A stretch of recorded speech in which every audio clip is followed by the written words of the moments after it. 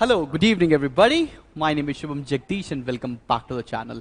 तो बॉस, आज के वीडियो में मैं डिकोड करने जा रहा हूं हमारे 2024 में जो आपका बोर्ड एग्जामिनेशन होना है सब्जेक्ट अकाउंटेंसी में। ठीक है, सेम वीडियो मैं इकोनॉमिक्स के लिए बना चुका हूं, सेम वीडियो मैं कॉमर्स के लिए भी बनाऊंगा आने वाले समय में। तो बॉस, अगर अकाउंट्स का स्पेसिमेन को देखते हैं तो वहां से कुछ कंक्लूजन ड्रॉ आप इजीली कर सकते हो। क्या कि पेपर को दो पार्ट में डिवाइड किया गया है, सेक्शन ए जो कि 60 नंबर का आएगा, सिमिलरली सेक्शन बी जो 20 नंबर का आने वाला है। सेक्शन सी भी एक सेक्शन होता है जिसमें मतलब वो ऑप्शनल होता है। बी और सी में आप एक सेक्शन चूज कर सकते हो।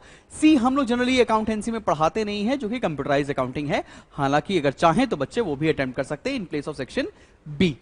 आते हैं क्वेश्चन नंबर 1 जो कि कंपलसरी क्वेश्चन है बेटा। इसमें आपको 6 एमसीक्यू मिलने वाले हैं और स्मॉल न्यूमेरिकल्स के 4 क्वेश्चन मिलेंगे। सारे क्वेश्चन आपके 1 नंबर के होंगे, मतलब क्वेश्चन नंबर 1 आपका 10 नंबर का आने वाला है, जिसमें 10 आपको क्वेश्चन मिलने वाले हैं।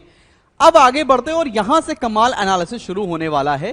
क्वेश्चन नंबर 2, 3, 4 और 5 ये सारे क्वेश्चंस जो है ना वो 3 मार्क्स के क्वेश्चंस हैं, छोटे छोटे क्वेश्चन। अब तुम्हें यही क्वेश्चन सबसे ज्यादा दर्द दे रहे होंगे पेपर में, तो तुम्हें अगर यह पता चल जाए कि जो 3 नंबर वाले क्वेश्चन हैं ये किस चैप्टर से आने वाले हैं, तो सारी की सारी प्रॉब्लम तो सॉर्ट हो जाएगी। क्वेश्चन नंबर 2 में आपको चॉइस मिलती है और सेकंड में जो क्वेश्चन आने वाला है वो डेथ का होगा या रिटायरमेंट का होगा। ठीक है ना, चॉइस मिले, ऐसा नहीं है कि रिटायरमेंट और डेथ में चॉइस मिलने वाली। रिटायरमेंट और डेथ एक चैप्टर है और अक्सर यह देखा गया है कि जो सेकंड क्वेश्चन में चॉइस दी गई है, चॉइस के पहले वाला क्वेश्चन भी रिटायरमेंट, चॉइस के बाद वाला क्वेश्चन भी रिटायरमेंट। तो मतलब इंटर चैप्टर चॉइस नहीं है, इंटर क्वेश्चन चॉइस भी नहीं है, इंटरनली आपको चॉइसेस दे रखी हैं। तो क्वेश्चन नंबर 2 में चॉइस मिलने वाली है। कौन सा क्वेश्चन मिल जाएगा पेपर में आपको? रिटायरमेंट या डेथ का मिल रहा होगा। तो मतलब रिटायरमेंट डेथ से छोटा ही क्वेश्चन आपको पेपर में मिलने वाला है, ये दिमाग लगा लो। आगे बढ़ते हैं और आगे बढ़ते हैं क्वेश्चन नंबर 3 के ऊपर आते हैं। क्वेश्चन नंबर 3 आपका डिबेंचर्स का टॉपिक है।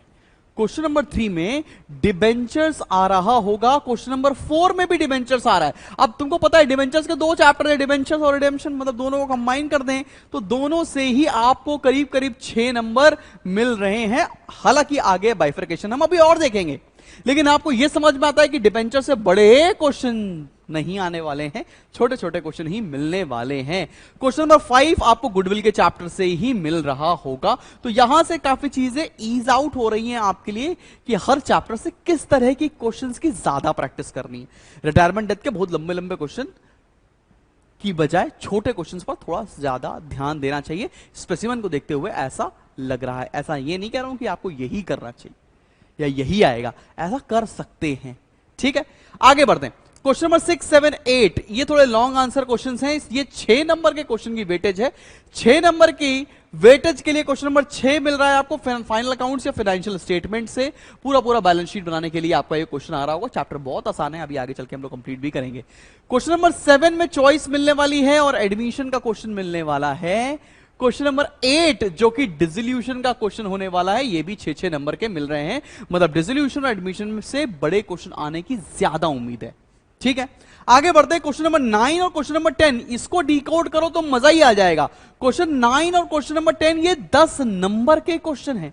क्वेश्चन नंबर 9 में भी चॉइस मिलेगी, क्वेश्चन नंबर 10 में भी चॉइस मिलेगी, लेकिन विद इन चैप्टर चॉइस है। मतलब एक क्वेश्चन फंडामेंटल का है तो अगला भी फंडामेंटल का होगा।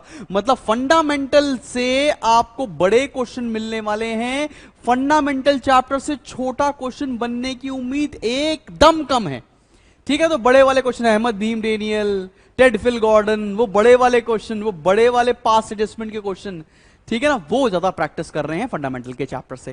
क्वेश्चन नंबर 10 पर आओ। 10 पर भी बड़ा क्वेश्चन मिलने वाला है आपको शेयर्स के टॉपिक से। तो यहां पर आपको वो जर्नल एंट्री के साथ लेजर अकाउंट वाले क्वेश्चन जो होते हैं, प्रो राटा वाले क्वेश्चन होते हैं, वो ज्यादा प्रैक्टिस करने पड़ रहे होंगे अपकमिंग बोर्ड एग्जामिनेशन के लिए या आपके हाफ ईयरली या फाइनल एग्जामिनेशन जो भी होना है उसके लिए। अब आते हैं सेक्शन बी के ऊपर। सेक्शन बी की वेटेज है बेटा 60 मार्क्स। इसमें क्या होगा, पहला क्वेश्चन मिलेगा क्वेश्चन नंबर 11, जिसमें 5 एमसीक्यू या शॉर्ट न्यूमेरिकल या रीजनिंग वाले क्वेश्चन पूछे जा सकते हैं। एक एक नंबर के आपको ये क्वेश्चन पेपर में मिल रहे होंगे। Question number 12 comparative and common size का एक क्वेश्चन आएगा 3 नंबर का, जो कि बहुत आसान चैप्टर है। 3 नंबर से ज्यादा क्वेश्चन आपको कंपैरेटिव कॉमन साइज से नहीं मिलेगा अपकमिंग बोर्ड एग्जामिनेशन में। फिर आते हैं क्वेश्चन नंबर 13 पर। यहां पर मिलने वाली है चॉइस, और चॉइस किस चैप्टर में मिल रही होगी, कैश फ्लो स्टेटमेंट, पूरी अकाउंटेंसी का सबसे बेहतरीन चैप्टर है। फिर आते हैं क्वेश्चन नंबर 14 के ऊपर। क्वेश्चन नंबर 14 आपका रेशियो एनालिसिस का क्वेश्चन होगा, और इसकी वेटेज भी 6 नंबर की है। मतलब पार्ट बी में अगर रेशियो पढ़ लिया और कैश फ्लो स्टेटमेंट पढ़ लिया तो 20 में से 12 नंबर के तो यही दो टॉपिक्स हैं। ठीक है, समझ में आ रहा है। कुछ मार्क्स डिस्ट्रीब्यूशन देख लेते हैं यूनिट वाइज। ये काउंसिल की वेबसाइट पर भी अवेलेबल है, वहां से मैंने डाउनलोड कर रखा है, आप भी यूज कर सकते हो। साफ साफ बताया है कि फंडामेंटल पूछा जाएगा 10 नंबर का। उसके बाद goodwill, admission, retirement, death dissolution, ये आ रहा है 15 + 8 मार्क्स का। मतलब डिसोल्यूशन अकेले 8 नंबर का है, 15 नंबर का एडमिशन, रिटायरमेंट, डेथ और गुडविल का चैप्टर आने वाला है। मतलब अगर हम देखें तो सबसे ज्यादा नंबर या सबसे बड़ी यूनिट हमारी पार्टनरशिप की है। 10, 8, 18, 10, 28, 5, 33, 33 मार्क्स की यूनिट है हमारी पूरी पार्टनरशिप की। फिर आते हैं कंपनी अकाउंट्स पर। कंपनी में आपको इश्यू ऑफ शेयर्स 11 नंबर का मिल रहा होगा, जिसमें से 10 नंबर का तो एक बड़ा क्वेश्चन है, एक एमसीक्यू मिल रहा है। Redemption of debentures, issue of debentures 9 number के मिल रहे हैं, और financial statement of company 7 number की मिलने वाली है। मतलब जो हमारी वॉल्यूम 2 है उसका वेटेज 27 मार्क्स का है, 33 और 27। ठीक है, बात समझ आया। 33 पार्टनरशिप का, 27 कंपनी अकाउंट्स का, शेयर्स, डिबेंचर्स और फाइनेंशियल स्टेटमेंट्स। हम आते हैं पार्ट बी के एनालिसिस के ऊपर। पार्ट बी में हमको मिलने वाला है financial statement analysis, comparative common size, ये 4 नंबर का, और उसके बाद कैश फ्लो और रेशियो 8-8 नंबर के, जिसमें से 8-8 में से 6-6 नंबर के तो बड़े क्वेश्चन आएंगे, और 2-2 नंबर के वो छोटे क्वेश्चन या एमसीक्यू के फॉर्म में आपसे पूछा जा रहा होगा। अगर तुम्हें लगता है कि बॉस मेरे साथ प्रिपरेशन करनी चाहिए तो लिंक डिस्क्रिप्शन में है, साथ में प्रिपरेशन करते हैं इस बोर्ड एग्जामिनेशन के लिए। स्पार्टन्स का कोर्स है जिसमें आप एनरोल कर सकते हो, 20% ऑफ चल रहा है करेंटली फेस्टिवल सीजन्स की वजह से। तो मिलते हैं बहुत जल्दी नेक्स्ट वीडियो के साथ, जिसमें मैं बता रहा हूं आपको कॉमर्स का पेपर का डी कोड और आपको क्या क्या डिमांड है। कमेंट सेक्शन में लिखते जाओ, मैं सारी चीजें पूरी करता जाऊंगा। Till then keep smiling and keep learning.